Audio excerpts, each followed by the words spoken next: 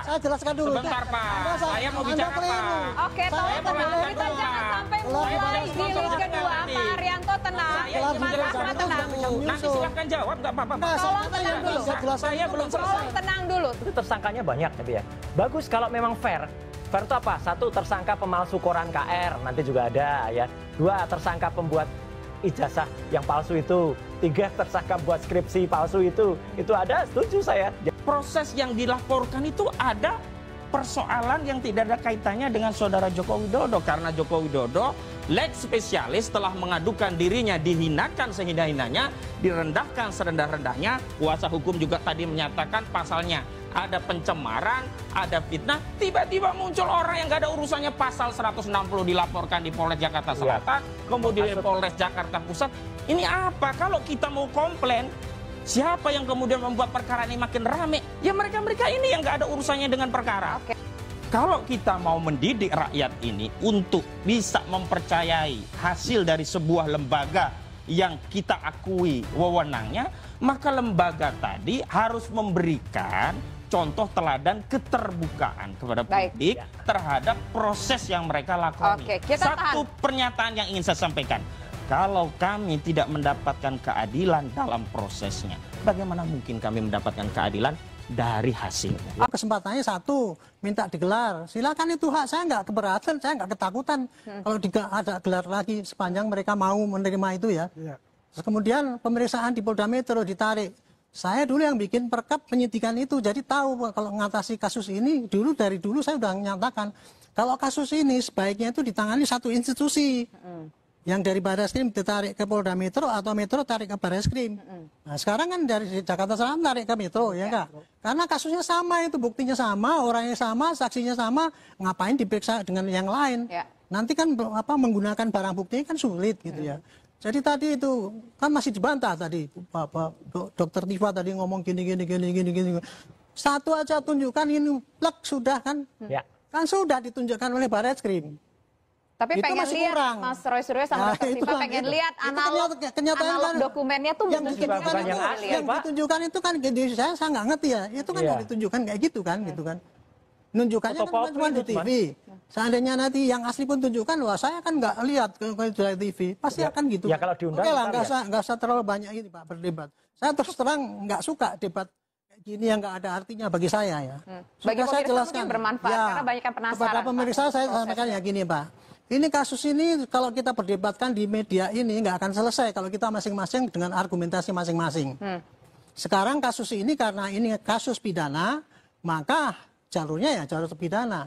Sekarang sudah pada jalur yang benar ini. Sekarang sudah ditangani di Polda Metro saya semua. Polda Metro saya adalah kewajibannya menampung semua bukti-bukti, ya baik dari Dokter Tifa lah, atau siapa lagi yang ngomong-ngomong itu mengenai bahwa itu nggak benar itu proses. Sampaikan itu bukti-buktinya itu. Termasuk yang diceritakan tadi itu, tahun ini kedaulatan rakyat itu saksinya kalau perlu saya ajukan ke Polda Metro. Ini yang menyatakan ini nggak benar gitu. Majukan aja. Gitu. Terus kemudian bukti-bukti oleh Polda Metro 2 poin. Satu, untuk membuktikan apakah ijazah itu palsu atau tidak, yaitu yang memberatkan sampai meringankan, ditimbang itu, masukkan di dalam berkas, semua harus ditulis supaya dibaca hakim. Yang satunya lagi bukti-bukti yang menunjukkan bahwa apakah itu ada tindakan provokasi ataupun pencemaran nama ataupun apalah yang dituduhkan di situ. Ya. Saya ingin menjawab tadi pertanyaan tadi. Dikatakan tidak ada provokasi. Iya memang kalau yang dilaporkan kemarin Pak Jokowi itu kemana hanya pencemaran nama. Tapi polisi dengan melihat jejak-jejak digital yang ada, itu polisi bisa menyimpulkan ini ada nggak tindakan-tindakan yang termasuk dalam provokasi, tindakan yang termasuk dalam fitnah. Itu kalau memang itu ada, itu tidak menutup kemungkinan itu bisa dimasukkan di dalam pembuktian yang ada di Metro.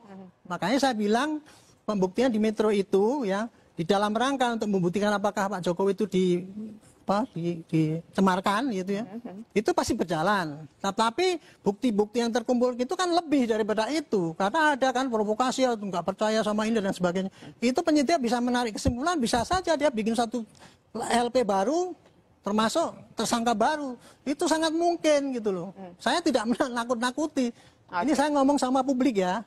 Inilah kira-kira begitu. Proses ini sudah on the right track, sudah pada hukum. Tinggal kita monitor nanti proses yang dilakukan oleh Polda Metro. Mudah-mudahan Polda Metro mau menerima saran saya, yaitu digelar, kalau gelar terbuka. Khusus ya. Masing-masing pihak dipanggil sehingga bisa ngelihat itu tadi. Jadi tadi nggak ada lagi komplain, wah saya nggak pernah lihat ijazahnya aslinya dan itu. Tidak harus di pengadilan untuk menyaksikan itu. Yang penting Mas Rosuryo dan teman-teman bisa melihat yang diharapkan. Iya, yang berperkara itu boleh ngelihat kan. Nanti kepada gelar itu kan buktinya kan sudah disita. Sudah disita semua. Termasuk pembandingnya juga disita kan. Tapi saya ada setuju, Pak. Silakan, Pak. Silakan. Jadi semua kan disita. Barang buktinya disita. Pasti nanti Pak Jokowi ijazahnya juga disita juga taruh situ. Jadi tidak benar tuh kok. Hanya nanti di pengadilan saya sampaikan, enggak. Kalau saya sudah jadi barang bukti, ya sudah bisa diperiksa. Gitu. Oke. Ya, silakan. Gitu loh. Jadi jangan dipelesetkan lagi nanti. Ya, saya setuju. Itu dianggap ini polisi masih beberapa waktu yang lalu kan yang saya tidak mau karena narasinya kayak gitu loh. Ya, beberapa waktu yang lalu kan Pak Arianto juga semuanya kok nanti tersangkanya banyak gitu ya. Bagus kalau memang fair. Fair itu apa? 1, tersangka pemalsu koran KR, nanti juga ada ya. 2, tersangka pembuat ijazah yang palsu itu. 3, tersangka buat skripsi palsu itu ada, setuju saya. Jadi jangan hanya dari satu sisi. Insya Allah nanti akan kita buktikan. Masalah bukan setuju tidak. Gitu. Iya Pak. Yang wajib kalau memang ada tadi itu, Bapak bicara saya nggak motong loh ya. Jadi tolong saya jangan dipotong. Oke, silakan, Mas. Jadi artinya nanti semua kalau fair terbuka kok. KR sudah nanti ada clear semua bukti bahwa itu tidak pernah ada yang namanya puasa menjadi pasa. Itu clear betul dan itu bukti yang sangat krusial bagi kami orang Jawa, orang daerah ya. Penulisan nama bulan itu jelas-jelas salah, jelas-jelas clear dan itu jelas palsu.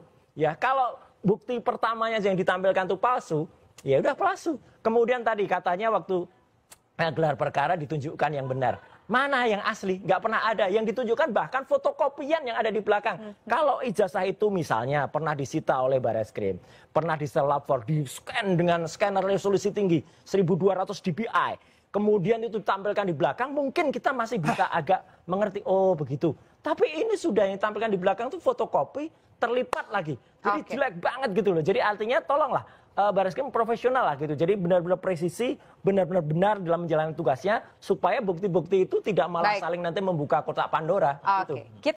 Dengan proses yang kami tidak dilibatkan, dengan bukti-bukti yang kemudian kami temukan ada pertanyaan-pertanyaan yang harus dijawab oleh Barreskrim, dengan narasi yang kemudian diperluas seolah-olah ada bohir, ada macam-macam. Kalau mau fokus dengan perkara, ini fokus. Dan begini Pak Arianto, ini ada 2 perkara. Yang dimaksud gelar perkara khusus itu belum masuk ke Polda Metro Jaya, tapi proses yang di Barreskrim.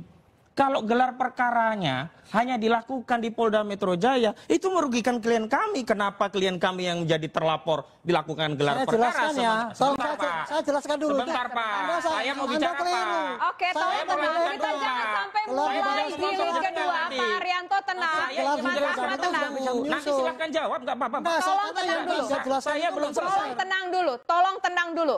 Ini kita sudah berdebat 2 kali. Kita sepakat di sini kita bukan debat kusir, tapi kita akan adu gagasan di sini. Pak Arianto, mohon didengar dulu Pak Ahmad. Baik, nanti saya akan berikan kesempatan kepada Pak Arianto. Makanya ada surat SP3D, surat pemberitahuan perkembangan perkara Dumas yang dikirimkan oleh Karo Wasidik yang ditandatangani langsung oleh Karo Wasidik Brigjen Pol Dr. Andes Sumarto MSI.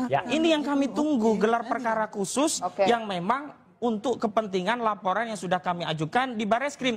Bahwa kemudian di Polda juga ada gelar perkara, ya memang harus demikian. Tapi jangan sampai di proses di Barreskrim tidak dilakukan gelar perkara khusus yang kami dilibatkan, tiba-tiba semua dilimpahkan ke Polda Metro Jaya. Ini nggak fair.